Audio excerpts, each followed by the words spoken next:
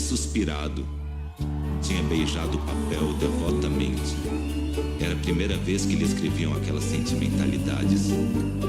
E seu orgulho dilatava-se ao calor amoroso que saía delas, como um corpo ressequido que se estira num banho tépido.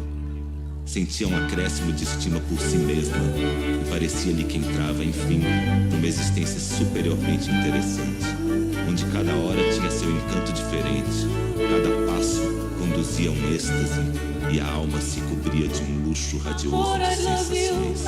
Amor, I love you.